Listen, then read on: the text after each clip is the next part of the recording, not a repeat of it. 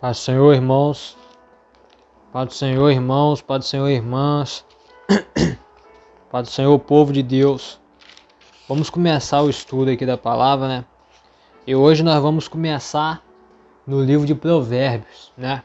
E vamos fazer a interpretação do livro de Provérbios. Eu não sei se eu vou fazer a interpretação completa do livro de Provérbios, mas eu vou deixar o Espírito Santo de Deus guiar, né? Então, eu vou começar, né? Fazer a interpretação.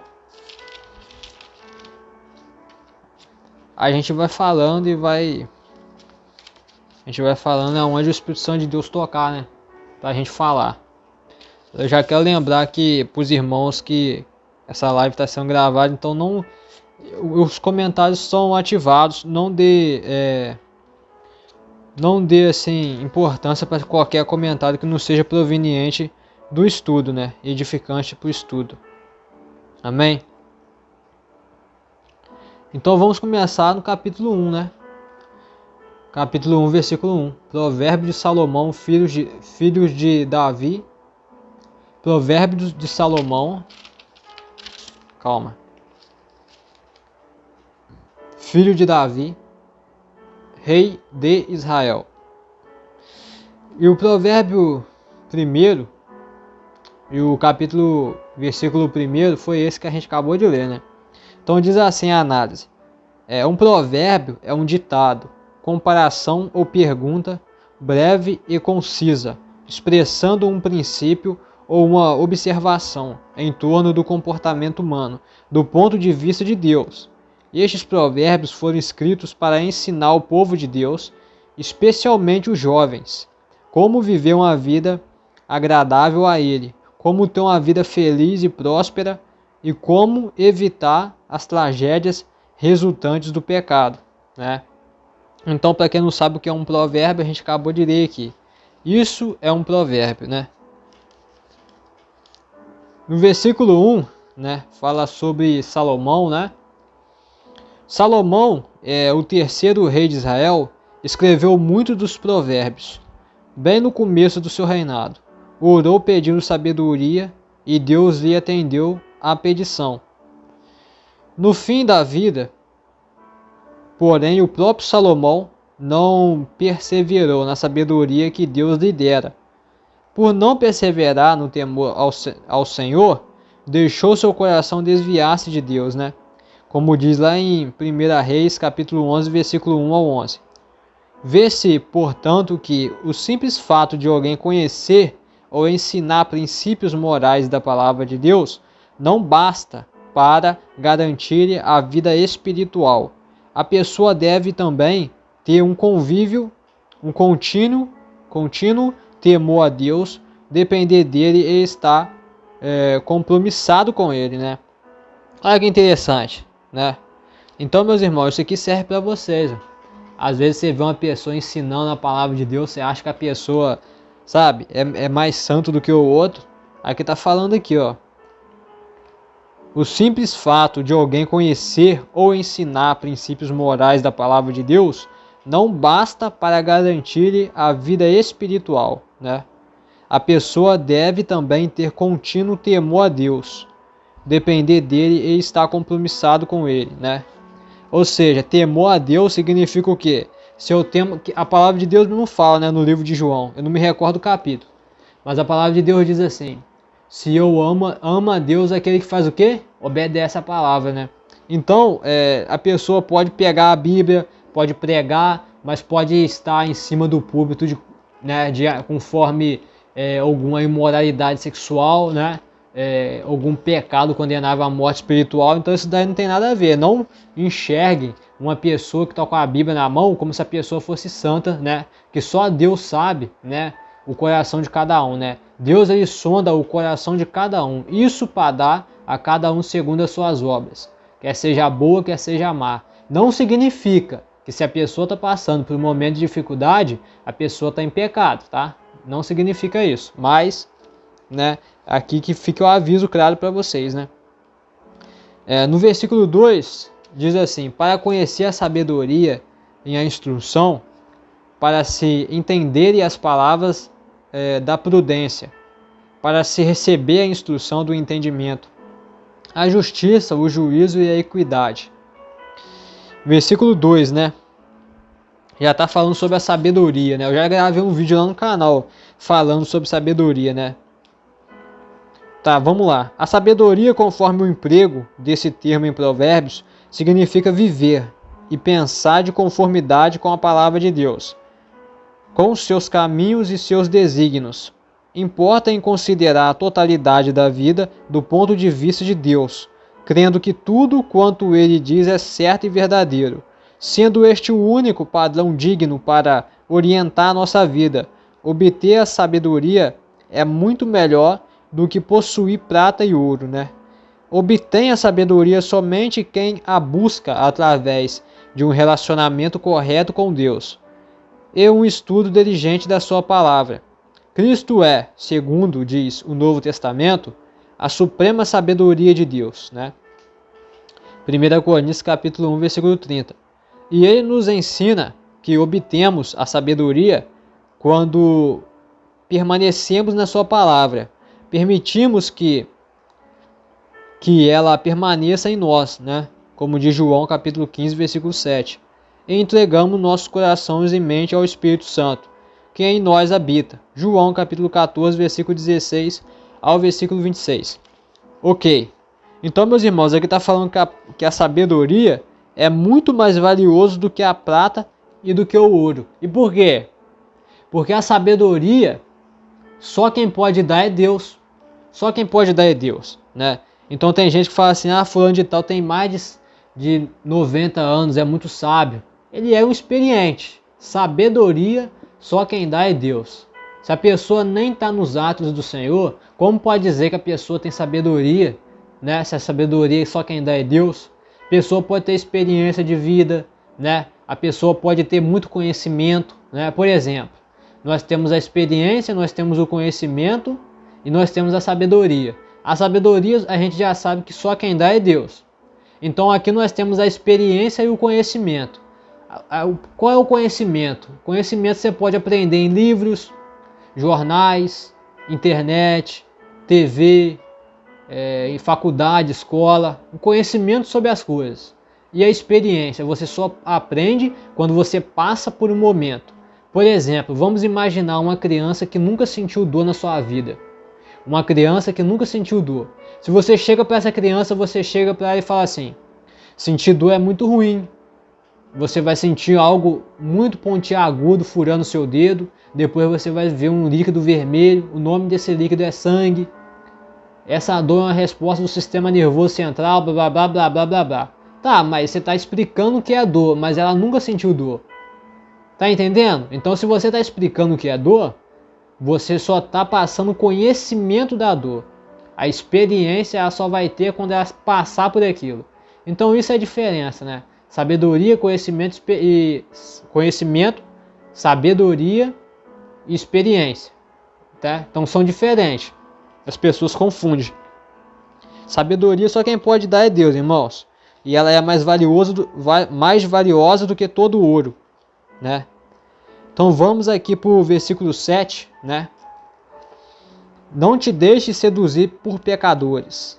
O temor do Senhor é o princípio da ciência. Os loucos desprezam a sabedoria e a instrução. Isso é o que o versículo 7 nos diz. A análise do versículo 7 diz: o temor do Senhor. O reverente temor do Senhor. O reverente temor do poder, majestade e santidade de Deus produz em nós um santo temor, em não transgredir a sua vontade revelada. Uma tal referência é essencial para se obter um coração sábio. O Novo Testamento mostra que sincero temor do Senhor em nosso coração está acompanhado pelo consolo do Espírito Santo, né? Aqui está falando um estudo que eu já gravei no canal, né?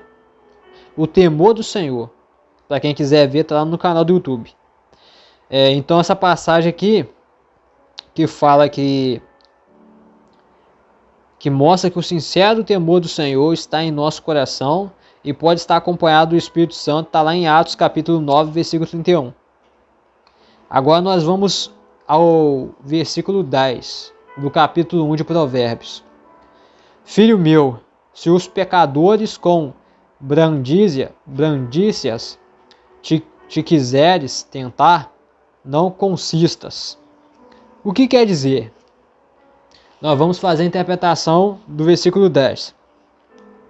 Desde cedo na vida, a juventude se vê tentada por atrações ao pecado. A pressão dos colegas instigará o jovem a seguir a maioria para desfrutar de prazeres pecaminosos. Os jovens podem resistir a semelhantes tentações de desviar-se de Deus e do seu caminho, mantendo um estreito relacionamento com Deus, com o seu Senhor, e dispostos a viverem isolados e, olha, presta atenção, hein? Vocês viram? Dispostos a viver isolados, se necessário for, pelo seu compromisso com os justos caminhos de Deus, sabendo que o caminho da transigência e do pecado pecaminoso leva à angústia, ao sofrimento, à calamidade e à destruição. Mateus capítulo 4, versículo 1 ao 11. Então aqui fala sobre a pressão dos colegas, né? Aquela época da juventude, né? A escola, já falei um pouco sobre escola lá no meu canal, né? Falei um pouco sobre escola no meu canal, só não me recordo qual foi o vídeo que eu falei sobre isso. Acho que foi Idolatria e Mundanismo, parte 2, se eu não estou enganado. Deve ser alguma coisa referente a isso. Eu falei um pouco sobre escolas, sobre o que aprende lá, que tem muita coisa que não é da palavra de Deus, né? Que é uma lavagem cerebral, algumas coisas. Não entendam mal, né? A educação é necessária, mas as tradições daqueles povos que eles ensinam são, a maioria, tudo pagão, né? Isso contradiz a palavra de Deus. Tá, mas vamos lá. Então aqui fala, né, que como que o jovem, né? O jovem servo de Deus deve se comportar referente a isso, né? Aos amigos ímpios, né? Porque a gente tem que entender uma coisa, né? Isso daqui não se trata só dos jovens, se trata de forma geral do servo de Deus. Como o servo de Deus deve se comportar referente aos ímpios, né? Porque uma hora ou outra ele vai ter que conviver com os ímpios. Uma coisa é conviver, outra coisa é praticar o que a pessoa faz, né? Conviver né? Você vai ter que conviver, você vai no seu trabalho, você vai ter que falar, você vai ter que conversar. Só que o que a pessoa faz, se for contradizer a palavra de Deus, a gente vai ter que tomar uma escolha, né? Se a gente fizer o que aquela pessoa faz, a gente vai estar desagradando a Deus. Para desagradar o homem, será que isso é correto? Né? Então, é assim na faculdade, na escola, no curso, né? Esses lugares a gente vê hoje em dia que está difícil até às vezes dentro da própria casa de Deus, né? Quem dirá no mundo, né? Que não dirá. Então aqui fala como que esse homem de Deus deve se comportar. Então está escrito aqui: os jovens podem resistir a semelhantes tentações de desviar-se de Deus e do seu caminho, mantendo um estreito relacionamento com Deus, como seu Senhor, e dispostos a viverem isolados, se necessário for, pelo seu compromisso com os justos caminhos de Deus, né? Irmãos, eu tenho que dizer que é muito difícil isso daqui, tá? Sabendo que o caminho da transigência e do prazer pecaminoso leva à angústia, ao sofrimento, à calamidade e à destruição. Mateus capítulo 4, versículo 1 a 11. É muito difícil você ver um jovem que vive isso daqui, tá? Eu tenho que ser sincero para vocês. É extremamente difícil você ver um jovem que esteja disposto a viver isolado para ser fiel à palavra de Deus, né? É muito difícil. Na época que eu era criança, eu mesmo, quando sofri várias tentações do inimigo, né? Vários eventos que eles faziam lá, né? Que não condiz com a palavra de Deus. Então, quando tinha algum desses eventos, a professora olhava para mim e já falava, né? Que já sabia que eu não ia ir, né? Aí achava que eu era esquisito, né? É assim, eles não entendem, né? Porque na cabeça deles aquilo é bom, né? Socializar naquela prática é ótimo, na cabeça deles, né? Só que eles não têm o discernimento do Espírito Santo, né? Eles não têm o entendimento do Espírito Santo. Então sempre socializar com o ímpio é a certeza do pecado contra Deus. Pode ter certeza absoluta do pecado contra Deus, que ele virá. Então tá, Vamos ao versículo 26. Paz do Senhor, todos os irmãos que estão chegando. Versículo 26 do livro de Provérbios, né? Diz assim: também eu me rirei na vossa perdição e zombarei, vindo o vosso temor, vindo como assolação o vosso temor, e vindo a vossa perdição, como tormenta, sobrevindo vós, aperto e angústia. Amém. Vamos à interpretação do versículo 26, vossa perdição.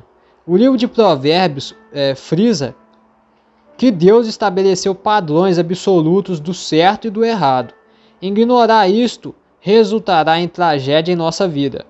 Uma das maiores verdades que se pode aprender durante a juventude é que realmente ceifaremos aquilo que semearmos, né? Gálatas capítulo 6, versículos 7 ao 9. O preço que acabamos pagando pelo pecado é a angústia, o sofrimento e até mesmo a destruição, né? Então olha aí, meus irmãos, o preço do pecado aí, ó. A angústia, o sofrimento e a destruição. Então, meus irmãos, falando um pouco lá atrás sobre socializar, né? Aqui está falando que o jovem, que ele resiste à tentação, para ele resistir à tentação, né? E para ele ter um estreito relacionamento com Deus, muitas das vezes ele está até disposto a viver isolado, se necessário for, né? Pelo seu compromisso aos justos caminhos de Deus, né? Então, meus irmãos, aqui está falando a respeito disso, né? Por quê? Isolado por quê? Às vezes, né, até na igreja, em algumas igrejas mundanas, né, que eu já passei, né, por aí afora, sem citar nome, que o nosso propósito aqui não é escandalizar, né, não é escandalizar ninguém, mas por aí afora, aí, né, nessa vida que eu tenho de crente, tinha muitos eventos, mas aqueles eventos eram muita coisa da carne, sabe, era muito evento da carne, para dar lugar à carne. Irmãos, eu já falei antes no canal, né, infelizmente que hoje em dia, não vou dizer que é todas, né, mas algumas igrejas não estão interessadas em fazer a obra para poder, sabe, Espírito Santo de Deus, estão interessados em fazer para agradar o homem. Agradando o homem, agrada a carne, né? Então é muito evento carnal, muito evento da carne. Você vê muito evento da carne. E quando tinha esses eventos, eu varava fora. Quando tinha esses eventos, eu sempre faltava. Preferia ficar em casa, lendo a Bíblia, quietinho no meu canto, entendeu? Que eu ia evitar de passar raiva. Então aqui está falando o preço do pecado, né? O preço do pecado é esse aqui, ó. Angústia, sofrimento, destruição, calamidade. Então o justo tem que entender isso, né? Ah, Pedro, mas esse caminho é muito tortuoso, é muito difícil. Ninguém disse que seria fácil, né? Jesus disse que no mundo teria aflições. É lógico, né? Para o crente espiritual, né? Esse caminho aqui é do crente espiritual. O crente carnal vai ver isso daqui e vai falar: eu não vou ficar isolado, nada. Depois eu peço perdão, tá tudo certo. Jesus, ele quita minha dívida, né? Enfim, né? O que dizer referente a isso, né? O que dizer do crente do cristão o crente carnal que pensa dessa forma, né? O que dizer? O que eu posso dizer é que ele está bem frio espiritualmente, né? À beira da morte espiritual, com 2 passos que ele der já cai para a morte espiritual. Tá, capítulo 2, vamos lá. A excelência da sabedoria. Excelência da sabedoria. Versículo 1. Filho meu, se aceitais as minhas palavras e esconderes contigo os meus mandamentos, para fazeres atento à sabedoria o teu ouvido, e para inclinares o teu coração ao entendimento. E se clamares por entendimento e por inteligência, alcançareis a tua voz. Se como a prata a buscares, e como a tesouro escondido a procurares, então entenderás o temor do Senhor e acharás o conhecimento de Deus. Aleluia, glória a Deus. Então vamos ao versículo 1. Escondereis contigo os meus mandamentos. Somente entesourando a palavra de Deus em nossa mente, é que aprenderemos a viver de modo sábio e justo em nosso relacionamento com Deus. Podemos vencer o pecado tendo os mandamentos de Deus em nosso coração, né? Como diz lá em Salmo 119, versículo 11. Inclusive a gente já fez a interpretação dele, né? E a palavra de Cristo habitando dentro de nós, né? João capítulo 15, versículo 7. Tiago capítulo 1, versículo 21. Tiago capítulo 1, versículo 21. Então, meus irmãos, essa é a forma da gente vencer o pecado, né? Tendo os mandamentos de Deus em nosso coração e a palavra de Deus habitando dentro de nós. No caso, essa forma é a forma, principalmente, né? Essa forma aqui, não só quem está no Espírito Santo, mas também quem já atingiu a morte espiritual, né? Por quê? Porque aquele que atingiu a morte espiritual ele já não tem como ser convencido pelo pecado através do Espírito Santo. Então, o que ele vai fazer? A palavra de Deus, remissão de pecado em cima dele. Remissão de pecado, abrir o mandamento, estatuto, juízo de Deus, pregar contra o pecado, contra o mundanismo, pregar para abrir mão do pecado. Aí, se ele se arrepender, amém, vai voltar a ter vida, vai voltar a viver pelo Espírito Santo. Se não se arrepender, aí é de mal para pior, né? Se salva alguém do pecado e liberta, foi Jesus Cristo que libertou. A gente são apenas ferramentas. Versículo 3. Se clamares por entendimento. O estudo da palavra de Deus deve ser acompanhado de perseverante oração, em que o crente contritamente clame por sabedoria e discernimento. É possível que só pelo estudo alguém se torne um erudito bíblico,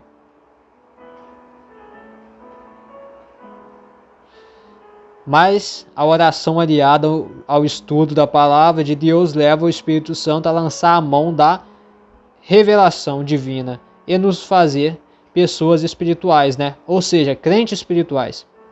O crente deve orar a respeito do trecho bíblico que está lendo, desejando ardentemente a iluminação e a compreensão divina, né? Então, meus irmãos, é isso aqui que está falando. Ó. O estudo ele deve ser acompanhado de perseverante oração, né? Clamando a Deus por mais sabedoria e discernimento, né? Pedindo a Deus entendimento da palavra de Deus, da compreensão dela. Muitos crentes às vezes chegam aqui, né? E ouvem duas palavras aqui, fica irritado, né? Geralmente é o crente carnal, né? Porque o que acontece? Se o estudo é baseado em versículo, citação bíblica, versículo, capítulo, eu acho que não é proveniente a pessoa ficar com raiva do versículo e capítulo, né?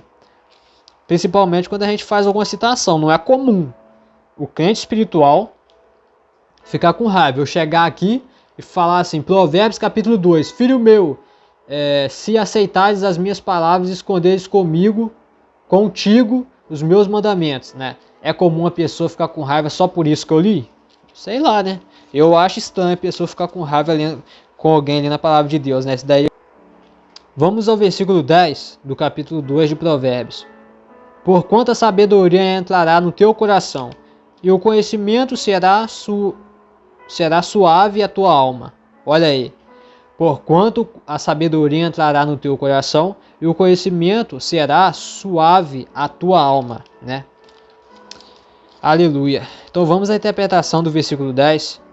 Somente à medida que a sabedoria de Deus entrar em nosso coração, em nossos motivos, desejos, pensamentos interiores, é que produzirá vida e poder. Para isso é necessário que o Espírito da verdade opere em nossa alma. João capítulo 16, versículo 13 a 14.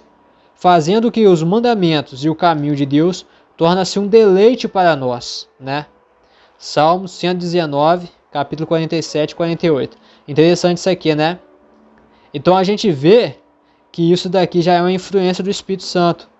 É necessário que o Espírito Santo opere em nossa alma, fazendo o mandamento, o juízo, o estatuto, o caminho de Deus, tornar um deleite para nós. Um deleite, né? Pois é. Muitos são aqueles que você chega para pregar e a pessoa ouve o mandamento, estatuto de Deus, né? Sabe que não está obedecendo, é muita coisa, eu vou deixar para amanhã aceitar Jesus, né? Isso daí já é uma clara evidência de morte espiritual, né? Com certeza, né? Essa pessoa que pensa assim não tem o Espírito Santo de Deus. Se a pessoa pensa que o mandamento, o caminho, o estatuto de Deus é uma dificuldade para ele, aqui está falando que quem tem o Espírito Santo de Deus faz um deleite, né? Torna-se um deleite para nós obedecer a palavra de Deus. É um deleite, né? Não tem uma coisa melhor e mais prazerosa do que obedecer a palavra de Deus para aqueles que estão no espírito, né? Para aqueles que estão na carne, infelizmente, é o mesmo resultado que os ímpios. Mesmo resultado que os ímpios têm. Geralmente você vê que os ímpios odeiam o crente, né? E às vezes até o crente odeia o crente. Como assim, Pedro? Crente carnal odeia o espiritual, pode ter certeza. Versículo 2, capítulo 2, versículo 20. Não é ele que odeia, né? Como ele está na carne, ele dá lugar para o inimigo, né? Enfim. A gente tem que ter misericórdia, irmãos, e orar para essas pessoas e pedir a Deus para libertar, né? E não ficar com raiva. Porque a gente sabe que a nossa luta é contra quem? Não é contra a carne nem o sangue. Né? Nossa luta é contra a potestade, principado, contra o Satanás. E ele é espírito, né? Mas ele sempre acha um buraco para se enfiar, né? Verdade seja dita. Versículo 20, vamos lá. Para que andes pelo caminho dos bons e guarde as veredas dos justos. Vamos lá. As bênçãos decorrentes da sabedoria incluem aprender a temer ao Senhor e daí ser protegido contra o mal ao longo da caminhada da vida. Poder discernir entre o bem e o mal e assim evitar as tragédias do pecado. Disposição para evitar pessoas más e conviver com pessoas boas e justas. Abster-se da imoralidade sexual, já falamos no início da live. E receber as bênçãos prometidas de Deus. Glória a Deus, aleluia. Então, meus irmãos, essas daqui são as bênçãos decorrentes da sabedoria, né? É as bênçãos que a sabedoria pode trazer, né? Esses são os privilégios da pessoa que é sábio. Não sábio no seu próprio entendimento. Sábio abençoado por Deus, né? Qual que é a diferença? Diferença que o elogio foi criado não para a gente elogiar nós mesmos, né? Então, se você é alguma coisa, as pessoas vão ver o que você é, né? Basicamente isso.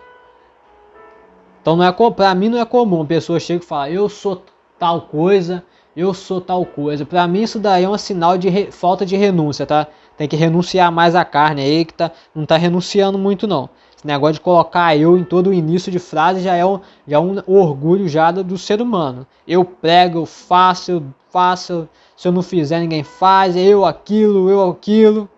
O muito eu deveria ser excluído da linguagem do crente. Capítulo 3, versículo 2 de Provérbios.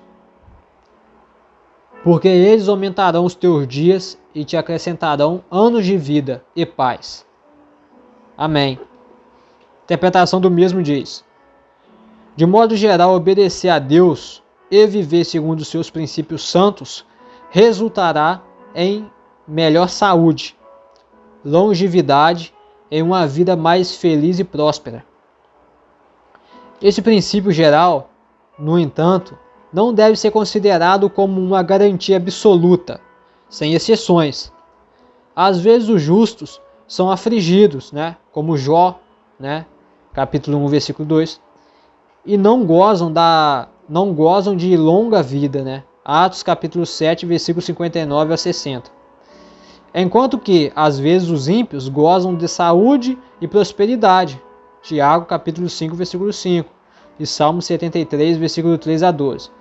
Muito embora não haja dúvida na sua condenação final, né? Salmo 73, versículo 17, versículo 20. Tiago capítulo 5, versículo 1 a 4. Então isso é interessante, né? Aqui está falando, meus irmãos, que se a gente obedece a palavra de Deus, resultará numa melhor saúde para a gente, né? Numa longa vida. Entretanto, né? A vida longa feliz mais próspera. Entretanto, não é o princípio geral. E existem algumas exceções. Né? Por exemplo, os justos podem ser afligidos? Pode. Jó foi afligido. Ele era justo. E alguns não gozam de longa vida, como diz Atos capítulo 7, versículos 59 e 60. E isso é um tanto quanto irônico. Por quê? Porque tem muitos ímpios que gozam de saúde e prosperidade. Então por que o ímpio, né? Eu acho que essa é a pergunta que alguns irmãos podem se fazer, né? Por que o ímpio ele vai gozar de saúde e prosperidade enquanto o crente justo não vai? Por que, meus irmãos? O que vocês acham aí? Irmãos, vou falar uma coisa para vocês. Jesus uma vez disse assim, uma vez acusado Jesus de estar expulsando demônios pelo príncipe das trevas, né? Que é o diabo. Aí Jesus chegou para ele e falou assim, como é que pode Satanás expulsar Satanás? Um reino dividido não prospera. Vocês estão entendendo?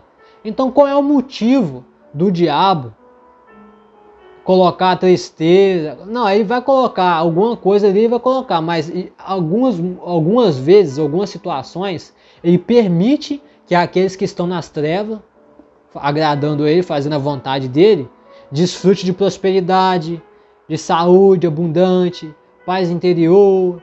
Paz interior não, né? Porque é só temporária daquela paz interior que ele coloca, né? Mas enfim, geralmente o que o ser humano mais vê é isso: dinheiro, saúde, prosperidade, não é?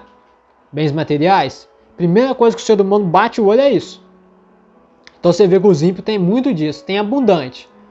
Então um crente que tá lá, coitado, renunciando, coitado não, né? Ele é um bem-aventurado, mas aí tá lá renunciando, ah meu Deus do céu, eu tô comendo arroz com feijão de novo.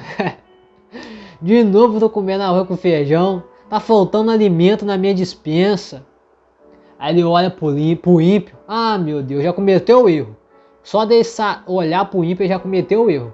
Aí ele começa a invejar o ímpio, o cara tá lá, não tá nem aí. Eu que vivo uma vida aqui esforçada, aqui, obediente a Deus, tô passando por isso. Então isso daí já é uma ilusão do diabo, entendeu? O diabo ilude muitas pessoas. A Bíblia fala aqui a respeito disso, que presta atenção. Então, deixa eu só achar aqui. Então aqui, tá falando aqui, ó. Cadê? Ah, tá, achei. Tá falando que o ímpio goza de saúde, prosperidade, às vezes. Mas a gente sabe que, embora não haja dúvida da sua condenação final, né? Então vale a pena, meu irmão, ter uma vida cheia de dinheiro, saúde, prosperidade, confortável, e depois morrer e permanecer a eternidade lá no quinto dos infernos? Será que vale a pena? Essa vida aqui é tão breve, tão passadia, como piscar de um olho, né? Uma hora você vê assim seus filhos, já cresceu seus filhos, daqui a pouco seus filhos também já vão crescer, você vai ser neto, tataraneto, se o Senhor permitir. E aí? A gente aprende que essa vida é muito curta, né? Essa vida é muito curta. Então não vale a pena não, meu irmão. Não vale a pena a gente ter tudo do bom e do melhor nessa vida, né? Bom e melhor é Deus, né? Ter comunhão com Deus, mas os ímpios não enxergam Deus como bom e melhor. Ele enxerga bens materiais, prosperidade, né? Uma vida confortável, cheia de riquezas. Então, meu irmão, não adianta a pessoa ter tudo isso se não tem Jesus, não aceitou Jesus. O que adianta isso? Não adianta nada. Dinheiro não vai levar ninguém para o céu. Bem material não vai levar ninguém para o céu. Capítulo 3, versículo 5. Confia no Senhor de todo o teu coração e não te estripes no teu próprio entendimento. Aleluia. Então vamos lá, a interpretação do mesmo. O entendimento humano é limitado, falho e sujeito a erros, como diz Efésios capítulo 4, versículo 18. É imperioso então que ele deva ser iluminado pela palavra de Deus e dirigido pelo Espírito Santo. Romanos capítulo 8, versículo 9 a versículo 16. O crente, em vez de confiar em seu próprio entendimento ou inteligência, deve orar para que na sua vida prevaleça a sabedoria e a vontade de Deus em todas as suas decisões e propósitos. Amém. Glória a Deus. Então, meus irmãos, aqui está falando sobre o entendimento humano, né? Aqui está falando que o entendimento humano, o nosso entendimento das coisas, ele é muito limitado, né? Ele é pequeno, ele é muito pequeno. E ainda ele está sujeito a ser falho e sujeito a erros. Então, quando você vê, por exemplo, um médico que estuda muito, né? Não só o médico, advogado, psiquiátrica. Geralmente essa gente, eles são extremamente incrédulos. 90% deles são incrédulos e não creem em Deus. Eles creem no entendimento deles, da faculdade deles. Então, meus irmãos, olha o que a palavra de Deus diz. O entendimento humano é limitado, falho e sujeito a erros. Quantos médicos aí não erram numa cirurgia e de vez em quando não matam um inocente? Quantos advogados também não cometem um erro lá de vez em quando? Hein? Quantos juízes que prendem inocentes sem dever nada? Né? Então, meus irmãos, o entendimento humano ele é totalmente limitado. Por isso que se você chegar uma hora e você tiver um problema de saúde, o médico falar para você que não tem mais jeito, irmãos, o entendimento humano ele é limitado, mas o entendimento de Deus é completo. Então, meus irmãos, não estou dizendo que é para você contrariar o doutor, mas você não tem que aceitar, sabe, palavras de derrota na sua vida. Só Deus pode decidir o seu fim. Só Deus pode decidir. Várias vezes na minha vida eu já parei num canto assim, olhava para os meus problemas. Dava lugar mais à voz da tribulação do que à voz de Deus e do Espírito Santo que falava comigo. E eu falava assim, não tem mais jeito, acabou, agora já era. Aí depois o Espírito Santo de Deus tirava a escama do meu olho e eu começava a enxergar a novidade. Quando Deus vinha ali para trazer a sua provisão, para me tirar do deserto, né? Aí eu entendia, né? Falei, realmente, eu acreditava que era o fim, mas não era o fim, não. Quando você, meu irmão, colocar um ponto final, Deus ele apaga o ponto final, transforma em uma vírgula na sua vida. Quando o homem decretar o seu fim, o médico, o psiquiatra, não importa qualquer que seja, o juiz, não importa. Se não for o momento correto, Deus vai pegar esse ponto final que ele colocou na sua vida, vai apagar e vai transformar em uma vírgula na sua vida. Só acaba quando Deus falar que acaba. Do contrário, você não deve ouvir meros pecadores que nem sequer possuem o Espírito Santo de Deus, né? Nem possui o Espírito Santo de Deus, quem são eles para opinar na nossa vida e decidir o nosso fim? Se até Lázaro estava morto, né? O Senhor chegou para ele e falou, e ele conseguiu voltar à vida. Como pode então um homem que está vivo, né? Qual dificuldade tem para Deus de transformar uma pessoa que está vivo, que não morreu ainda? Se até o morto ele ressuscitou, tem alguma dificuldade para ele? Não tem dificuldade, não. Você só precisa ouvir uma palavra dele. Você só precisa ser tocado por ele. Porque tudo aquilo que Deus toca, jamais voltará a ser como antes. Aleluia, glória a Deus. Então peça a Deus que Deus te toque. Clame ao Senhor com grande voz e peça a Ele para Ele te tocar hoje. Porque você vai entender que se Deus te tocar, verdadeiramente, vai nascer água viva de dentro de você. Vai brotar águas vivas para dentro de você. E você jamais voltará a ser o mesmo. Por isso nós devemos clamar dia por dia para o Senhor tocar na gente, né? No versículo 6 diz assim: reconhece-o em todos os teus caminhos, e ele endireitará as tuas veredas. Aleluia. Vamos para a análise. Em todos os nossos planos, decisões e atividades, devemos reconhecer Deus como Senhor e fazer a sua vontade como nosso supremo alvo. Todos os dias devemos viver em um profundo e confiante relacionamento com Deus, sempre buscando a sua direção, pela oração e súplica, com ação de graças, né? Quando assim fazemos, Deus promete conduzir nossos caminhos, nos levar em direção ao seu alvo, para a nossa vida. Remover todos os obstáculos e nos capacitar a tomar as decisões certas. Isaías capítulo 45, versículo 13, né? Então, meus irmãos, aqui está falando, eu já gravei um vídeo no canal, né? Falando sobre como ser guiado pelo Espírito Santo, né? Acho que foi uma live, se não me engano. Então aquele vídeo lá tá bem completo falando sobre isso, né? Mas aqui tá falando que a gente deve orar a Deus para ele nos conduzir, né? No melhor caminho, né? Então você ora ao Senhor, né? E fala, e se você tiver alguma dúvida, né? Mesmo que não tenha dúvida, chega assim e fala com ele: Senhor, me leve sempre no melhor caminho perante a sua face. Que eu não seja guiado nem pela esquerda, que eu não seja desviado nem pela esquerda e nem pela direita. Em nome de Jesus, né? Pede para Deus te conduzir, removendo todos os obstáculos e nos capacitar a tomar as decisões certas, né?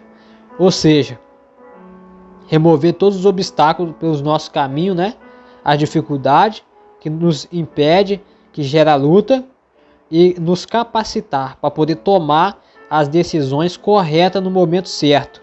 Por isso que eu falo a você, meus irmãos, decisões certas. Tem gente que fala assim: ah, mas tem oportunidade que é só uma vez. Olha, até pode ter oportunidade que é só uma vez. Pode ter. Sei lá. Vai saber, né? Ah, não, mas a oportunidade é só uma vez. Depois que passar não volta mais. Irmão, eu nunca fiquei estressado. Eu nunca fiquei preocupado com esse negócio de oportunidade. Nunca fiquei. Sabe por quê? Porque o Espírito Santo de Deus, nas oportunidades, ele vai testificar se é de Deus ou se não é. Então, se você tem dúvida sobre aquela oportunidade que estão te apresentando, aquele caminho que está na sua frente, já não é um bom sinal. A dúvida nunca é um bom sinal, tá? Porque quando é de Deus, você vai ter certeza, você não vai ter nenhum pininho de dúvida. É de Deus, você vai ter certeza. Ah, Pedro, mas se eu tiver dúvida, eu orar a Deus e depois Deus falar para mim e confirmar. Amém, pode acontecer também, né? Mas eu acho assim, tem dúvida? Se você tem dúvida, você deve orar a Deus. Mas geralmente você vai ter a certeza que é de Deus, né? A certeza, ela é um fato determinante para aqueles que possuem o Espírito Santo de Deus, né? Mas eu não aconselho ninguém tomar atitudes baseadas pelo calor do momento, né? Pelas emoções. Eu aconselho vocês a guardar, assim, sabe? Se você receber alguma coisa, você pergunta a pessoa, sei lá, talvez seja um cargo na igreja, seja uma responsabilidade na igreja, seja alguma coisa, uma decisão que você deve tomar em alguma área da sua vida, ou alguma pessoa te pediu algum conselho, alguma coisa que você está em dúvida sobre a direção, né, que você deve tomar. Eu aconselho você a orar a Deus, né, e pedir a Deus para capacitar você a tomar as decisões corretas, né? A decisão correta não deve ser correta assim. A decisão correta deve ser correta aos olhos do homem. Não. A decisão correta é aos olhos de Deus. Aos olhos de Deus. Então, às vezes, você vai tomar uma decisão certa. Você sabe que é certa. Está na palavra de Deus. Mas, mesmo assim, muitas pessoas vão contra a decisão que você tomou. Inclusive, aqueles que falam que é servo de Deus, né? Então, meus irmãos, não fique vivendo a sua vida em prol de provação social, não, sabe? Tem gente que vive a vida só pela aprovação do seu líder espiritual, para ganhar ali os seus elogios, a aprovação do seu pai, da sua mãe, do seu esposo, da sua esposa. Não vive a sua vida não, irmão. A vida é tão curta para você viver, sabe? Procurando aprovação social. Quem tem que aprovar é Deus. Se Deus aprovar, amém. Amém. Você abaixa assinado e vai. Mete a cara, vai e joga. Se joga de cabeça. Entendeu? Se Deus aprovar, já era. Não fica vivendo a sua vida, sabe? Ah, mas será que eu fiz certo? Se o Espírito Santo de Deus falou com você, você sabe que você fez certo, mas mesmo assim ainda fala: ah, mas irmão pro fulano de tal falou que o que é errado. O problema é dele. O problema é dele que ele falou. Você não tem que viver a sua vida por aprovação social, não, irmão. Não tem que viver. Tá? Até porque aqueles que amam o mundo, o amor do Pai não está nele, né? Aqueles que são aprovados pelo mundo e são amados pelo mundo estão fora da presença de Deus há muito tempo. Vocês têm que ter em mente isso.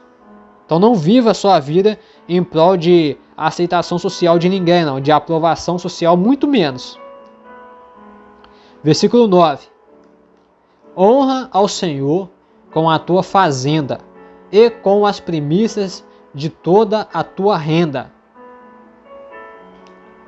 E se encherão os teus celeiros abundantemente, e transbordarão de mosto os teus lagares. Aleluia.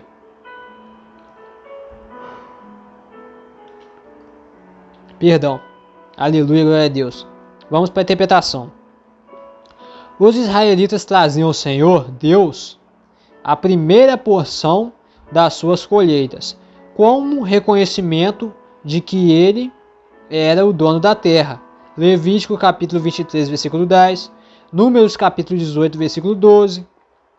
Nós também devemos dar a Deus as primícias da nossa renda, a fim de honrá-lo como o Senhor da nossa vida e das nossas posses.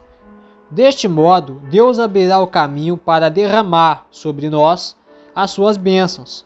Malaquias capítulo 3, versículo 10, 2 Coríntios capítulo 9 ao 6. Aos que me adoram, honrarei. 1 Samuel capítulo 2, versículo 30. É a promessa de Deus a todos os que contribuem para a sua obra, fiel e generosamente com as suas finanças, né? Aleluia. Glória a Deus. Então, meu irmão, a palavra de Deus diz, né, que a gente deve honrar o Senhor, né, com as nossa fazenda, com o nosso dinheiro, né, com aquilo que o Senhor tem, não só com dinheiro, né, porque aqui está falando honrar com a fazenda, pode estar se referindo ao dízimo, pode estar se referindo a finança, né, a finança, dízimo, oferta, mas também o que acontece? Às vezes o seu pastor vai fazer uma obra, né, e a igreja está suja. Aí ele chama você e fala assim: ô irmão, será que você pode limpar a igreja lá pra mim? Você vai lá, passa a mão na vassoura, dá uma limpeza na igreja. Isso daí já é honrar a Deus. Então, meu irmão, mas eu quero frisar algo importante. Muitas pessoas hoje em dia parece que querem ser salvas mais pelas obras do que pela fé. Ah, Pedro, ninguém é salvo pela fé. Olha, meus irmãos, a palavra de Deus diz no livro de João que quem ama Jesus obedece. Né? Então é necessário a gente aceitar Jesus como o único Senhor da nossa vida. A fé é dada pela graça, tudo é pela graça. Eu não vou entrar na questão de salvação, porque eu já gravei um vídeo lá no canal e aqui eu tenho um tempo aqui, por isso que eu não vou entrar em detalhes, tá? Sobre salvação. Mas a fé sem obra é morta, tá? Então as obras é para quem guarda a fé, para quem obedece o mandamento, estatuto, juízo, por aí vai. Então se você guarda a sua fé, vai fazer as obras. Ah, eu não guardo a fé, mas eu quero fazer a obra.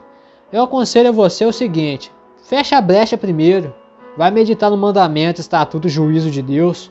Fecha a brecha, chega a Deus com arrependimento sincero. Depois que você tiver 100% certeza que não tem nada ali, que você tem consciência pesada, que você não está obedecendo. Pedro, eu estou obedecendo, estou me sentindo muito feliz, porque eu fechei as brechas, eu renunciei ao meu eu, renunciei à minha carne. Estou obedecendo a palavra de Deus. Eu guardo a fé. Agora eu tenho certeza que eu guardo a fé. Então agora você já está apto a fazer as obras. Entendeu? Porque muitos são aqueles que querem ser salvos pelas obras. A gente não é salvo pelas obras, meu irmão. Tá? A gente não é salvo pelas obras. Entretanto, a fé sem obra é morta. Quem tem fé faz a obra, né? Basicamente. Estou falando isso muito resumido, tá? Tem alguns irmãos que vão falar assim: ah, mas a fé aí, a salvação é isso, é aquilo, a obra é aquilo. Irmão, eu estou falando isso de uma forma muito resumida, porque eu tenho um tempo aqui para poder falar, senão vai ficar muito pesado aqui para depois colocar, tá? Então eu não vou entrar em detalhes. Mas eu já gravei vídeo sobre salvação no meu canal, regeneração, fé e obra, por aí vai. Já gravei, tá tudo lá no canal. Então tá, então aqui fala sobre a promessa de Deus a todos nós que temos que contribuir com a sua obra fiel e generosamente com as nossas finanças, né? Aí tem gente que pensa assim: ah, mas todo crente é ladrão. Tem muita gente que pensa assim: todo crente é ladrão. Irmão, tem umas maçãs podres, mas não é toda maçã que é podre não, tá?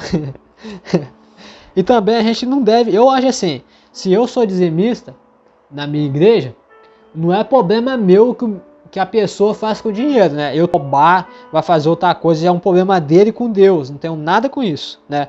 Então a gente tem que dar, tem que fazer a parte, né? Aqui tá falando que a gente tem que honrar o Senhor. Tem muitos crentes, servos de Deus, que eles não acreditam nisso, né? Eles não acreditam, né? No dízimo, não acreditam em oferta, né? Não é que não acredita, né? Ele busca um argumento para não dar. Por quê? Aqui, ó, mão fechada, né? Na hora que ele estava no vício. Nunca reclamou de dar dinheiro. Agora que é para dar para Deus, para poder ajudar uma pessoa, né? Talvez até o pastor pegue ali, né? Se ele tiver boa índole, né? Pegar ali o dízimo ali, fazer uma cesta básica para ajudar o irmão que tá passando fome, né? Aí ele não quer dar não, mas pro vício, para sustentar o vício dele, aí ele não fala nada da Bíblia. Agora quando puxa para a Bíblia, não, o dízimo é pro crente roubar, né? Não quer dar, não dá, né? Ninguém é obrigado a dar nada, mas eu acho assim muita hipocrisia isso daí. Enfim, cada um com o seu cada um, né? Às vezes os irmãos, eles fazem uma obra na igreja lá, pega o dízimo, faz uma cesta básica para ajudar uma pessoa que está passando necessidade, passando até fome.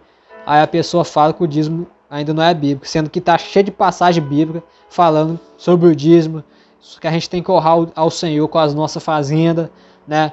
Dentre outras coisas, oferta. É complicado, eu nem debato, eu deixo falando sozinho. O dízimo não é bíblico não, que não sei o que. Meu Deus do céu. Capítulo 3, versículo 11 ao 12. Isso é coisa de crente carnal, né? Crente carnal odeia dízimo. Filho meu, não rejeite a correção do Senhor, nem te enojes da sua repreensão. Porque o Senhor repreende aquele a quem ama, assim como o pai ao filho a quem quer bem.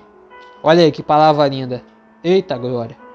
Então a análise diz, às vezes Deus permite que passemos por provações e dificuldades para nos conformar mais perfeitamente à sua santidade e à sua vontade para a nossa vida, né? Jó capítulo 5, versículo 17. O Novo Testamento emprega O Novo Testamento emprega estes mesmos versículos para encorajar o crente que está a enfrentar dores e aflições. Hebreus capítulo 12, versículo 5. Então, meus irmãos, aqui está falando, porque o Senhor repreende aquele que ama, aquele a quem ama, assim como o pai ao filho a quem quer bem, né? Então, meus irmãos, se hoje você repreende, se hoje você está sendo repreendido pelo Senhor, é porque Ele te ama, né? Assim como um pai, né? É lógico que quando a pessoa ouve a repreensão de um pai, o que pode fazer? Pode se voltar a esse pai malcriado, com raiva, com o seu coração endurecido pelaquilo que ele fala, com raiva, com ódio dele, ou ele pode se voltar arrependido. Aí vai do livre-arbítrio, né? Livre-arbítrio. Bem-aventurado é quem o Senhor corrige, né? E mais bem-aventurado ainda é aquele que volta em arrependimento sincero, né? Porque são muito poucos. Geralmente quando você chega para poder repreender, a pessoa já quer debater de volta. Não, mas é isso, mas é aquilo, né? E eles são tão argilosos nos seus pensamentos, né? Para fazer aquilo que é mal. Muitas vezes usa até a Bíblia para poder fazer isso.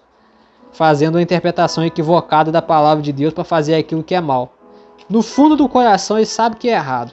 Mas mesmo assim faz e ainda distorce a Bíblia para poder fazer aquilo que para poder seguir o seu perverso e malvado coração, né? Enfim. Versículo 16. Riqueza e honra. Aumento de dias há na sua mão direita, e na sua esquerda riquezas e honra. Interpretação da mesma. Nem sempre o crente alcança honra e riquezas neste mundo, mesmo vivendo aqui de acordo com a sabedoria de Deus. Mas temos a certeza de que, em nossa herança futura, seremos honrados por Deus e também participantes das riquezas eternas. Lucas capítulo 16, versículo 11. Efésios capítulo 1, versículo 18, né? Então, meus irmãos, nem sempre a gente vai viver uma vida aqui cheia de riqueza, né? Conforto, como eu já disse antes, né? Mas nós temos a certeza que na nossa herança futura, né? Nós teremos o nosso galardão, né? Teremos o nosso galardão que está lá, só esperando a gente chegar lá. Nem sempre, né, o cristão vive de riqueza, honra, né? Os que vivem estão com as duas mãos fechadas, né? Geralmente os que mais já perceberam isso? Vocês já perceberam isso? Que o crente que tem grana no bolso, muito difícil ele ajudar alguém, mas aquele que passa quase necessidade, ele sempre está disposto a ajudar o próximo. Já percebeu isso? Os mais humildes são os que estão mais aptos a ajudar uma pessoa. quanto aqueles que estão lá com a sua vida confortável, né? Com a sua carninha no prato, prefere ver o outro lá comendo arroz com feijão do que estender a mão para poder ajudar. É assim que é, né? Muitos são aqueles que dizem amar o Senhor, mas poucos são aqueles que amam o próximo e amam o Senhor de fato, porque quem ama obedece. Capítulo 3, versículo 23. Andarás com confiança no teu caminho. Os irmãos aí que... Então vamos lá, versículo 16. Riqueza e honra. Nem sempre...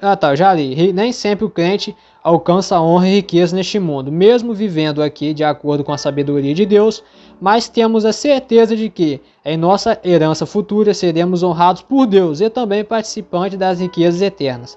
Lucas capítulo 16, versículo 11. Efésios capítulo 1, versículo 18. Versículo 23. Então andarás com confiança no teu caminho, e não tropeçará o teu pé. Interpretação do mesmo. Versículo 23. A sabedoria divina confere segurança porque ela faz-nos andar seguramente na boa, agradável e perfeita vontade de Deus. Romanos capítulo 12, versículo 2. Deus não permitirá que os que nele confiam sejam apanhados e destruídos nas ciladas armadas pelo inimigo, né? Olha aí, meu irmão, que coisa linda. Então, basicamente, aqui está falando que Deus, ele nos livrará, né? Então, a Bíblia diz que Deus nos livrará das astutas ciladas do diabo, né? Que ele pode nos armar, né? Algum cilado pelo inimigo, né? Armado pelos nossos inimigos, né? Então, meus irmãos, aqui está falando o seguinte: a sabedoria divina confere segurança porque ele nos faz andar seguramente na boa, agradável e perfeita vontade de Deus. Boa, agradável e perfeita vontade de Deus, né? Deus não permitirá que os que nele confiam sejam apanhados e destruídos nas ciladas armadas pelo inimigo, né? Olha aí, meu irmão, glória a Deus, né? Então Deus está falando aqui que essas ciladas armadas pelo inimigo ocultamente aí, ele não permitirá, né? A gente cair, né? Meus irmãos, entenda uma coisa. O que acontece? A gente entrou aqui sobre dízimo, eu quero deixar algo enfatizado aqui. O próprio Cristo disse lá no Novo Testamento o seguinte: mostra-me uma moeda e qual a inscrição da moeda. Pegaram uma moeda e mostraram a inscrição. O que ele disse? Dê a Deus o que é de Deus, dê a homem o que é de homem, né? Dê a Deus o que é de Deus e dê a homem o que é do homem. Então, basicamente, a palavra de Deus nos ensina que nós temos que dar as primícias, né? Tá falando aqui, é a promessa de Deus a todos que contribuem para a sua obra fiel e generosamente com as suas finanças, né? Então, meus irmãos, muitos são aqueles que vão contra, né? A oferta da igreja, o dízimo da igreja, né? O que a igreja seria sem o dízimo e a oferta, né? Eu acho assim, sei lá, né? Eu sou a favor do dízimo, tá? Inclusive, eu já gravei 2 estudos no meu canal sobre o dízimo, sobre a oferta, mas eu sei que muitos crentes não é a favor do dízimo. Aí já é uma questão de cada um, né? Já é uma questão de cada um. Eu sei o que o dízimo faz quando ele é organizado por um homem de Deus, que é fiel à palavra de Deus, que tem temor pelo nome do Senhor. Eu sei o que ele pode fazer. Eu sei espiritual que eram honestos, né?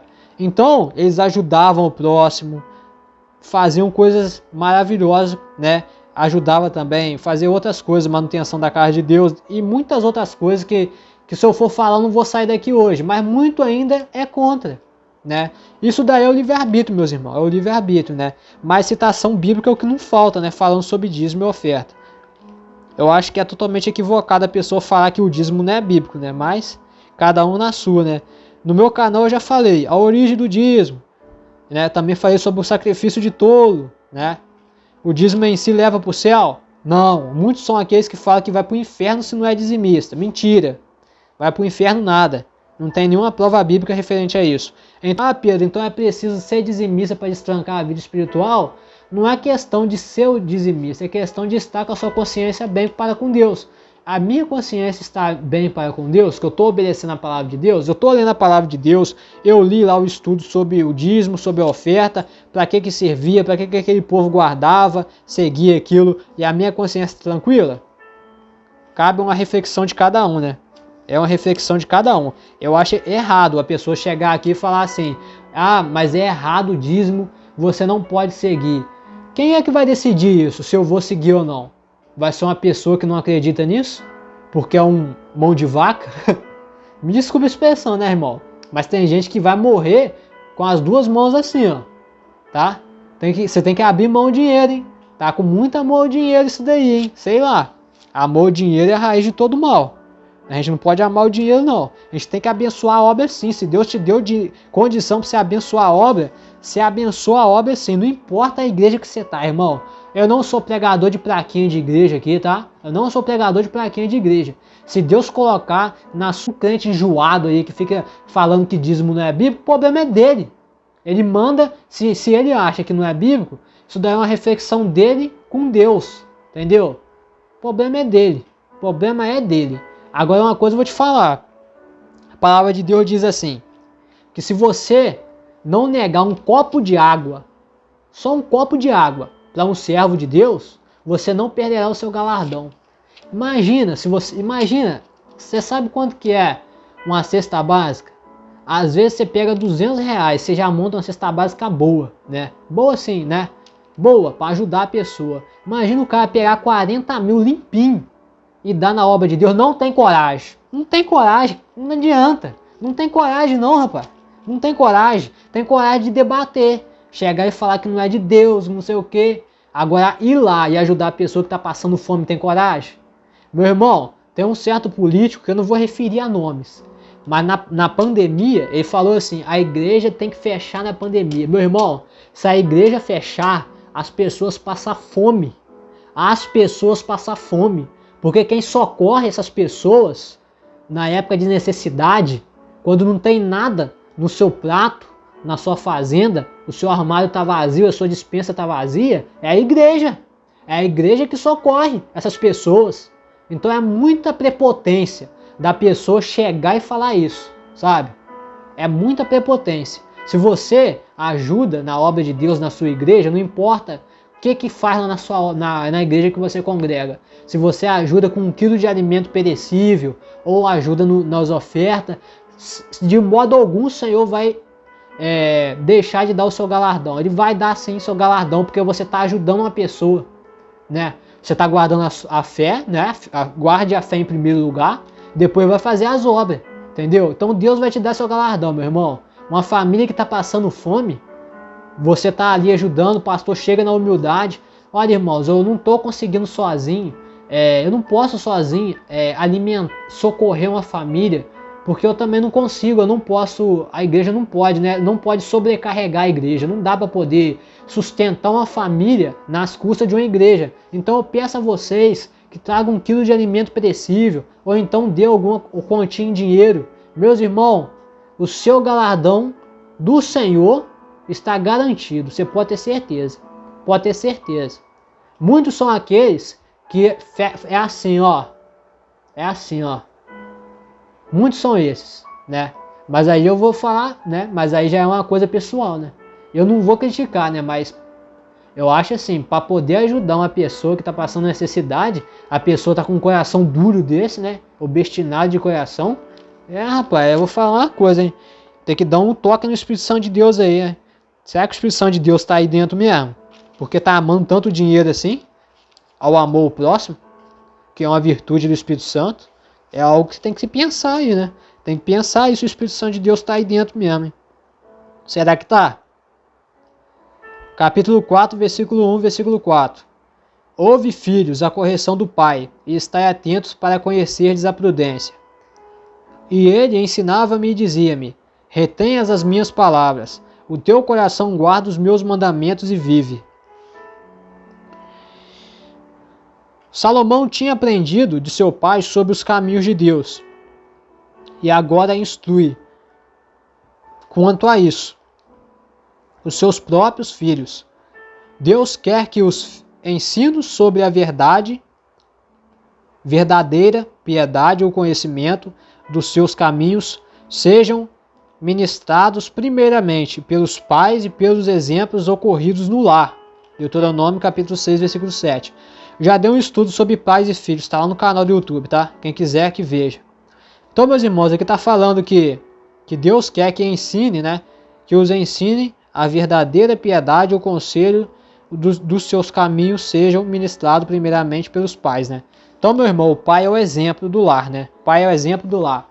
Tem que aprender em casa. Tem que aprender em casa. Tem que aprender em casa. Tem que aprender em casa. O pai tem que exortar. O pai tem que ensinar, né? Versículo 5. Adquire a sabedoria, adquire a inteligência. E não te esqueças nem te aparte das palavras da minha boca. Versículo 5, vamos lá. A sabedoria de Deus é essencial para uma vida cristã, proeminente segundo a vontade de Deus. Devemos, portanto, buscá-la acima de todas as coisas. Não é fácil, porém, alcançar semelhante sabedoria, pois é dada àqueles que esforçadamente pagam seu preço. Essa sabedoria nos chega por dois caminhos. Primeiro, ensino mediante o ensino bíblico, né? A pessoa experimentará uma transformação espiritual que importará em apartar-se do mal e voltar-se para o conhecimento de Deus. A comunhão pessoal com Deus é o primeiro passo para se obter a verdadeira sabedoria. O crente deve temer ao Senhor e odiar o mal. Dedicação. A sabedoria é concedida à pessoa que percebe o seu valor e que por isso a busca com diligência. O sábio aprende através do ensino e da disciplina da parte de Deus. Ele acata os mandamentos de Deus, ouve o santo conselho dos pais e de outras pessoas, e considera a sabedoria de Deus mais valiosa do que a prata e o ouro, ou joias preciosas. Jesus Cristo é a suprema manifestação da sabedoria de Deus. 1 Coríntios capítulo 1, versículo 30. Logo, a exortação do Antigo Testamento equivale a um chamamento para a pessoa dedicar sua vida a Jesus Cristo. Devemos abandonar o pecado e, renunciando ao nosso eu, voltar-nos para Ele, largando tudo o que for necessário, a fim de segui-lo com os seus discípulos, né? Mateus capítulo 13, versículo 44. Lucas capítulo 14, versículo 33. Meus irmãos, eu vou finalizar a live lá no versículo 23, né? Antes eu vou fazer a análise do versículo 13. Essa análise que a gente leu aqui é do versículo 4, né? Adquire a sabedoria, adquire a inteligência. Então aqui está falando sobre a gente apartar, né, do pecado, sobre a gente renunciar ao meu eu, ao nosso eu, né? O que tem amor ao dinheiro não renunciou ao eu não, né? Vamos lá. Voltar-nos para Ele, largando tudo que for necessário para segui-lo, com os seus discípulos, né? Como os seus discípulos. Largar, vocês entenderam isso aqui? Largando tudo que for necessário a fim de segui-lo como seus discípulos. Entendeu? É igual o jovem rico, né? O jovem rico foi seguir Jesus. É ruim. Vende tudo que tem. Vou nada. Vou vender nada. Ficou triste e vazou, filho. Pois é. Muitos são assim, né? Hoje em dia muitos são assim. Prefere o dinheiro do que a verdade do Senhor Jesus para poder libertar, né? Meu irmão. Quão difícil é para o homem, meus irmãos. Quão difícil é para o homem abrir mão dos bens materiais para poder seguir o Senhor Jeová. Quão difícil é para o homem dar uma das suas vestes para o seu próximo que está com frio. Mas naquele tempo o Senhor dirá: quando você me viu com fome, você me deste de comer? Quando você me viu na cadeia, você foi me visitar? Quando eu estava doente, aflito no hospital, tu foste me visitar? Quando eu estava com fome, tu me deste de comer? Quando eu estava com sede, tu me deste de beber? Qual será a resposta sua para o Senhor naquele dia? Qual será a sua resposta para o Senhor? Porque eu lhe digo que qualquer um destes pequeninos que não for negado um copo de água, de forma alguma perderá o seu galardão lá no céu. E muitos são aqueles que estão negando, viu? Estão negando mais do que um copo de água, estão negando um prato de comida também, dentre outras coisas, né? Dentre outras coisas. Por quê? Porque estão com amor ao dinheiro. Eles amam o dinheiro dele, né?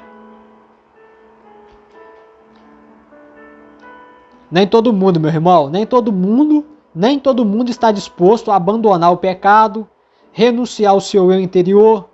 Nem todo mundo está disposto a largar tudo o que for necessário a fim de seguir Jesus, como os seus discípulos fizeram. Jesus chegou, pregou para eles, largaram tudo o que eles tinham, largaram as suas vidas inteiras para poder seguir Jesus. Eles tiveram essa coragem. Será que hoje ainda tem crentes assim? Que estão dispostos a largar tudo para poder seguir o Senhor Jesus? Ah, Pedro, eu tenho que pedir demissão do meu emprego? Não, meu irmão. Largar tudo é largar o seu eu interior. Medita na palavra aí. Vê o que você está amando mais do que Deus. Se eu chegar para você e entrar sobre dinheiro, como eu entrei aqui há 10 minutos atrás, e já vi um enxurrado de comentário aqui, será que você vai ficar triste? Se eu chegar para você e falar que é necessário a gente ajudar o próximo, será que você vai ficar triste? Hoje em dia são muitos aqueles que pregam o amor do Senhor, né? Nossa, a coisa linda. A coisa linda. Falam da boca para fora, né? Porque não estão vivendo o amor, não. Chegam assim e falam assim, é necessário amar o próximo. Necessário amar o próximo. Tá bom. Passa na rua, no caminho do trabalho. Sempre vê aquele coitado, aquele mendigo no mesmo lugar. Não tem coragem de pegar nenhum pão seco para dar pro pobre do rapaz. Nem para cortar o pão no meio para passar uma manteiga, ele tem coragem. Pois é, né? Pois é, né? Muitos são aqueles que falam que amam o Senhor, né? Muitos são aqueles que falam que amam o Senhor, mas que certamente não vivem o que pregam, né? Certamente não vivem o que pregam, né? Por quê? Sabe daquele homem que está passando por um desemprego, está desempregado, mas ele sabe onde tem emprego. Às vezes na empresa que ele trabalha tem uma vaga aberta lá. Custa para ele chegar e falar assim, irmão, me dá um currículo seu aqui que eu vou lá entregar lá. Custa ele chegar lá pro patrão e falar assim, ó, conheço ele, é uma boa pessoa. Quantos que faz isso hoje em dia, irmão? Será que tem alguém que faz isso? Se tiver, dá para contar no dedo. Mas muitos são aqueles que pregam o amor ao próximo. O amor ao próximo tem um monte. Uma enxurrada de amor ao próximo. É, meus irmãos, é difícil, viu? Versículo 13. Vamos lá. Pega-te a correção e não a largues. Guarda, porque ela é a tua vida. No livro de Provérbios, a sabedoria dá vida e é a vida. Viver da maneira que Deus determinou resulta em uma vida de satisfação e alegria, quase sempre uma longa vida física, né? Uma vida moral e espiritual sadia, a esperança de vida com Deus após a morte, né? Cristo que é a nossa sabedoria e o cumprimento desse ideal de sabedoria no Antigo Testamento. Ele é agora a nossa vida. João capítulo 5, versículo 40. E quem tem a Cristo tem a vida. 1 João capítulo 5, versículo 12. Versículo 23. Vamos ler o versículo 23 para a gente finalizar aqui a live. Que já deu 1 hora já, né? Infelizmente. Versículo 23. Sobre tudo o que se deve guardar, guarda o teu coração, porque dele procedem as saídas da vida. Olha aí, que coisa, hein? Vamos para a interpretação então. No coração está a fonte dos desejos e das decisões. Eu já gravei um estudo sobre o coração, né? Tá lá no canal. Seguir a Deus é conhecer os seus caminhos, requer uma firme decisão de permanecermos dedicados a Ele, buscando em primeiro lugar o seu reino e a sua justiça, como diz Mateus capítulo 6, versículo 33. Se a nossa fome e sede por Deus e pelo seu reino afecer, devemos reavaliar as nossas prioridades, admitir com honestidade a nossa frieza e orar ferventemente por uma renovação do nosso anseio por Deus e por sua graça. Deixar de guardar o nosso coração nos fará sair do caminho seguro e cair numa armadilha destruidora. Vigiando o nosso coração com toda diligência, teremos caminhos aplainados pela graça e bondade de Deus, né? Glória a Deus, aleluia. Então, meus irmãos, basicamente a gente já falou, aqui está falando sobre um rápido, né, rascunho, resumo sobre o coração. Se você quer um estudo mais completo, eu gravei no canal lá, o coração versus cérebro, né? Quem comanda o corpo. Tá no canal. Eu não lembro o título, se foi isso, o título do vídeo, mas foi alguma coisa assim sobre o coração. Então, meus irmãos, a palavra de Deus diz, né? É mais enganoso do que todas as coisas. Então, meus irmãos, quem segue o coração é o crente carnal. O crente carnal segue o seu coração, né? E ele sempre está em pecado porque ele segue o seu coração, né? Basicamente é isso. Então, basicamente, né, o povo da atualidade, ele considera o cérebro como centro diretor da atividade humana, né? Mas a Bíblia não. A Bíblia fala que o coração é esse centro, né? Porque você vê, deles procedem as saídas da vida. Lucas capítulo 6, versículo 45 também fala sobre isso, né? Então, biblicamente, o coração pode ser considerado como algo que abarca a totalidade do nosso intelecto, emoção e volição, né? Marcos capítulo 7, versículo 20 e 23. O coração é o centro do intelecto, né? Segundo a palavra de Deus, né? As pessoas sabem as coisas em seus corações, né? Oram no coração, meditam no coração, escondem a palavra de Deus no coração, maquinam males no coração, guardam as palavras da sabedoria no coração, pensam no coração, duvidam no coração. Todas essas ações do coração são primordialmente, né, fatos a envolver a mente, né, e cantam no coração. Então, quando fala em coração, meu irmão, a palavra de Deus fala que o coração vem essas coisas, né, que a gente acabou de ler. Isso daqui envolve, né, a mente, né? O coração envolve a mente. Mas se a gente for falar assim que a nossa mente, o nosso cérebro, ele comanda o nosso corpo, ele é o diretor do nosso corpo, a gente está indo para uma ciência humana. Isso é humano. A Bíblia fala que é o coração. Inclusive o coração está falando aqui que o coração ele é primordialmente fatos a envolver a mente, né? Então todas essas ações do coração vêm do coração. Então, meus irmãos, o coração ele é mais enganoso do que todas as coisas, né? Então não vamos viver segundo o nosso coração, né?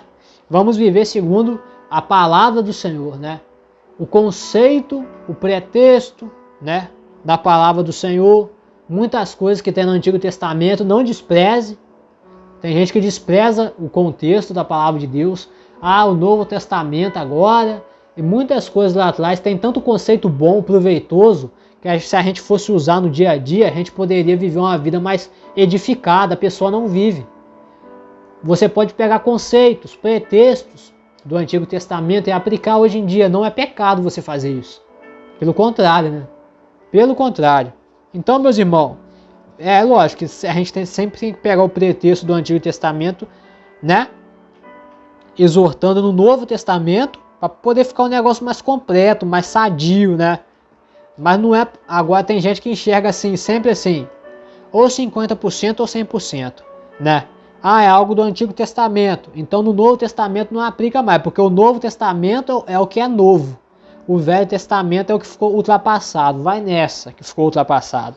Tem muita coisa do Antigo Testamento que a gente vive, tá? Tem que ter discernimento aí para saber o que ainda a gente segue, né? O que ainda é para poder a gente viver, o que não é, né? A gente tem que ter discernimento, mas não é bem assim não. A gente não pode ter essa mentalidade não. que o Antigo Testamento ficou ultrapassado, que a gente não deve seguir mais. Mas enfim, meu irmão, aqui está falando do coração, né? Então temos que guardar o nosso coração. Guardar o nosso coração. Guardar o coração significa a gente crucificar a nossa carne, a gente renunciar o nosso eu interior, né? Se você não sabe o que é o eu interior é o que é? São as obras da carne, né? Eu já gravei no canal Obra da Carne, Fruto do Espírito. Toda obra da carne é o nosso eu interior. Orgulho, vaidade. O que é da carne? Orgulho, vaidade, soberba, inveja, porfia, inimizade, por aí vai. Que a gente tem que, sabe, abastecer mais essa coisa. Aí o apóstolo Paulo fala, né, que a gente tem que crucificar a nossa carne dia após dia. Crucificar a nossa carne, meus irmãos. A gente tem que crucificar, a gente tem que renunciar. Renunciar. O evangelho é o evangelho de renúncia. Muitas pessoas aceitam Jesus e continuam vivendo como vivia antes de aceitar Jesus. Não teve renúncia. Então será que realmente conheceu a Deus? Será que realmente foi tocado por Deus? Será que tem o Espírito Santo de Deus? O evangelho, ele muda a gente de dentro para fora. Ele muda a gente de dentro, que refletirá no nosso exterior, né? Não é certo a gente julgar uma pessoa pela aparência, mas a mudança da aparência já mostra sim que o Espírito Santo de Deus já está moldando, lapidando aquela pessoa, né? Já está mudando, mas o completo é a mudança interior. Mudança interior somada com as atitudes, né? Mudança interior generaliza as atitudes, a ação, o dia a dia que a pessoa vive, como a pessoa trata o outro, as ações baseadas na Bíblia, né? Por aí vai. É muito longo. E o exterior, aparência, excesso de vaidade, roupa, estilo de roupa, sensualidade, por aí vai. Também. Tudo isso daí generaliza, né? Eu costumo dizer isso, né? O evangelho, ele muda o nosso interior, refletirá no nosso exterior. Então, meus irmãos, quem muda o homem é Deus, tá? Ninguém tem poder de mudar ninguém. Esse negócio de tentar forçar a pessoa alguma coisa não adianta. Agora, não é porque a gente não vai mudar ninguém que a gente tem que se confortar, né? Ah, não, é o Espírito Santo de Deus que muda. Irmão, o Espírito Santo de Deus, ele convence o homem do pecado. Convence o homem do pecado. Mas a remissão de pecado nunca deve ser deixada de pregar. O pastor, você tem que ir na igreja, você tem que enjoar de ouvir o pastor pregar remissão de pecado, sabe? Remissão de pecado baseado no mandamento, estatuto, juízo de Deus, né? O que tem que fazer, o que não pode fazer. Basicamente é isso, a remissão de pecado. Você tem que enjoar de ouvir, agora não. Muitas igrejinhas mundanas de porta larga, você chega lá, é só prosperidade, bens material, aqueles profetas que só fica pregando bênção, prosperidade na vida dos outros. Ah, Pedro, mas Deus aí dá bênção e prosperidade. Claro que dá, mas a gente tem que se apartar também e fazer por onde? Se apartar do pecado, renunciar à nossa carne, a gente tem que fazer por onde? Se não está fazendo por onde, como é que vai dizer que Deus vai abençoar, né?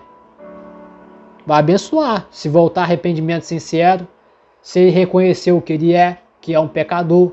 Tem muitos que não reconhecem, que ele reconhece que a prática pecaminosa dele, ele não reconhece como pecado. Aí fala que vai abençoar um indivíduo desse. Aonde está o contexto bíblico para isso, né? Então, meus irmãos, a gente tem que viver o que a gente prega. Viver o que a gente prega na certeza que somos falhos, que somos pecadores e que podemos errar, né? Mas também na certeza que o Espírito Santo de Deus nos convence do pecado e nos dá poder para renunciar ao pecado. E também na certeza que só Deus pode nos julgar, né? Porque o homem, ele não foi dado autoridade aos homens para julgar ninguém. Foi dado autoridade para exortar dentro da palavra. Está exortando dentro da palavra? Amém. E continua exortando. Não para não. Mas se for para julgar uma pessoa, sem basear em salmo, capítulo, versículo, isso daí é coisa da carne, é inveja. Ninguém ouve julgamento baseado em ira e inveja. Tá? Porque ira e inveja só gera mais ira e inveja. Então isso daí não é proveitoso, é coisa da carne. Coisa da carne. Então, meus irmãos, vamos viver a palavra, vamos aplicá-la no nosso dia a dia, tá? Porque frequência e culto não define salvação, não. A vida do crente, 90% dela é fora da igreja. Entretanto, nada substitui a comunhão com a igreja, a comunhão com os membros fiéis da palavra de Deus. Nada substitui. Então, congreguem a igreja na certeza de que quando sair da igreja, você também tem que viver a palavra, né? É ouvir a palavra e praticar depois, né? Então, ajude o próximo de verdade. Se você conhece alguém na sua família, ajude o próximo, né? Tem gente que é da própria família e não tem coragem de ajudar. Sabe que a pessoa está passando necessidade, né? Então, parente, hoje em dia, aquele parente ficou... a palavra de Deus se cumpre, né? Falou que o amor de muitos iria se esfriar. O amor de muitos iria se esfriar. A gente está vendo esse amor esfriando. Pessoas falando a respeito disso, né? Que não tem coragem para chegar na igreja e dar um dinheiro ali. Pastor, tô sentindo de Deus assim, sabe? De dar esse dinheiro para abençoar a obra. Sua obra. Toma aqui esse dinheiro na sua mão. Pá! Ah, meu irmão, é muito difícil. Muito difícil. E pensando assim que esse pastor ele vai pegar esse dinheiro e vai comprar em cesta básica lá no mercado para ajudar os irmãos que estão passando necessidade. Ele vai fazer alguma coisa útil com ele. O Espírito Santo de Deus toca. Não tem coragem, irmão. Não tem coragem. Quando fala em dinheiro, já era. Já fica o coração endurecido, né? Então, meus irmãos, é complicado, né? Complicado. Mas eu aconselho vocês a sempre ouvir a voz do Espírito Santo de Deus, né? Se o Espírito Santo de Deus está falando para você, para abençoar a obra que você faz parte lá da sua igreja, vai lá e abençoa, irmão. Mas eu não estou dizendo para você tirar dinheiro de outra pessoa, tirar dinheiro do seu pai, da sua avó, da sua esposa. Não, você tem que fazer com o seu. Por quê? Porque é um sacrifício que você está fazendo com Deus, não é? Se é um sacrifício que você está fazendo com Deus, não tem nenhum sacrifício você sacrificar por outra pessoa. Você tem que sacrificar você, né? Tem que fazer com o seu, né? Então, meus irmãos, se você tá vendo uma pessoa que está passando necessidade na sua família, ajude essa pessoa. Se você está no caminho para o seu trabalho, tá vendo um mendigo ali, uma pessoa que está passando necessidade na rua, ajude essa pessoa. Se você tá vendo, né, tem parentes que eu estava falando, né, o amor de muitos iria se esfriar. A gente vê nisso direto. Famílias que ficam à distância só no WhatsApp. Ah, eu te amo. Ah, eu te amo. Ah, pode contar comigo por que quiser. Mas quando você chega lá, cadê? Né? Irmãos, você já se perguntou por que o enterro de muitas pessoas são tão cheios? Aquilo ali você acha que é amor, irmão? A maioria não é amor não, irmão. Você me desculpa. A maioria é consciência pesada. Consciência pesada. Porque enquanto estava vivo, a pessoa não teve coragem de ajudar. Viu a pessoa passando necessidade, teve consciência pesada, virou o rosto para o lado e ignorou. Aí depois que morreu, quer ir lá, ficar em cima lá com aquela consciência, remoendo aquela consciência pesada lá. Ah, fulano de tal era tão boa pessoa, ah, era tão bonzinho. Pois é, meus irmãos, pois é, assim que a vida é. Depois que morrer já era. Tem que ajudar enquanto está vivo. Quando está vivo que tem que ajudar.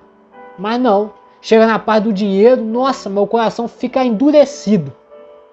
Endurecido.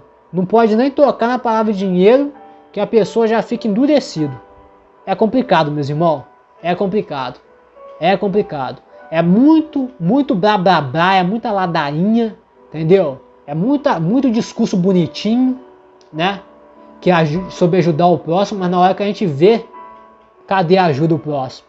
No dia a dia, cadê a ajuda do próximo? Hoje você chega no ônibus assim, você chega para poder entrar dentro do ônibus, você não vê mais um jovem levantando para um idoso sentar. Você não vê um jovem levantando para uma grávida gestante sentar. Você não vê isso. É muito difícil você ver. Cadê o amor próximo, meus irmãos?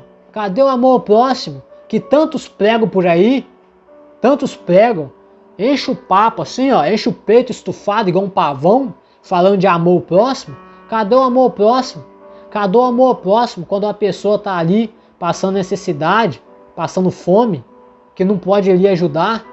Cadê o amor ao próximo? Quando o fulano está desempregado? Cadê o amor ao próximo? Aonde está o amor ao próximo? Pois é, meus irmãos. Aonde está, né? Essa é a pergunta que a gente tem que fazer, né? Muitos são aqueles que dizem que amam o Senhor. Mas a palavra de Deus diz: aquele que ama, obedece. O Senhor Jesus disse: se você vê e dá água a um pequenino, você não vai perder o seu galardão. Imagine se você der mais do que um copo d'água. Pois é, meus irmãos. Mas o amor de muitos já se esfriou.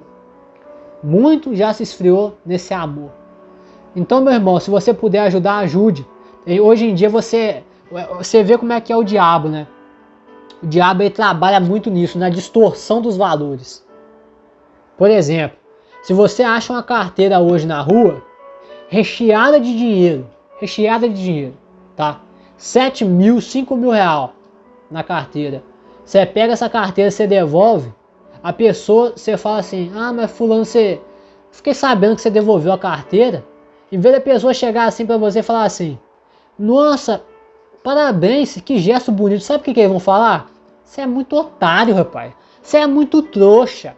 Você achou uma carteira cheia de dinheiro, você devolveu. Você é muito otário. Você é muito trouxa.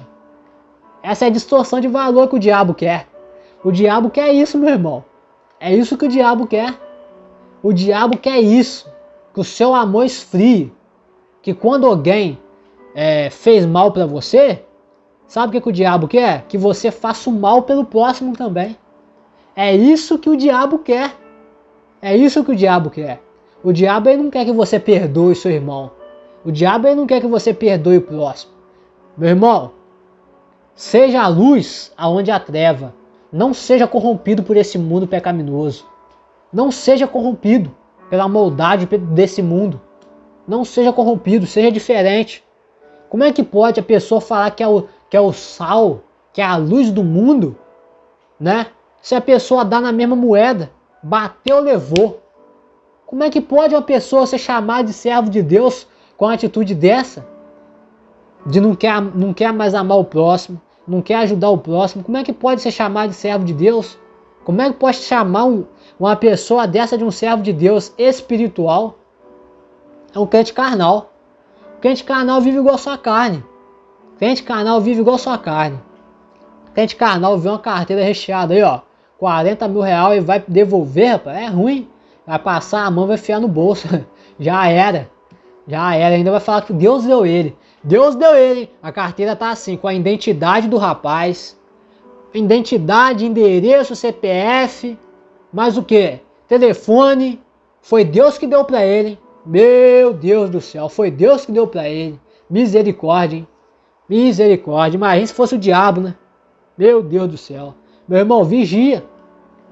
Vigia que tem coisa que não é seu. Tem coisa que não é nosso. O amor de muitos já se esfriou. Querem dar na mesma moeda. Na mesma moeda. Já deixaram as trevas do mundo corromper eles. Ah, eu passei por grande luta. Ninguém nunca me ajudou. Então por que eu tenho que ajudar os outros? Já se corromperam pelo mal. Já se corromperam pelas trevas. Já se corromperam. A última frase que eu vou deixar para vocês aqui no final da live é a seguinte: seja a luz aonde há treva. Não deixe a treva te contaminar. Não deixe a treva te contaminar. Amém?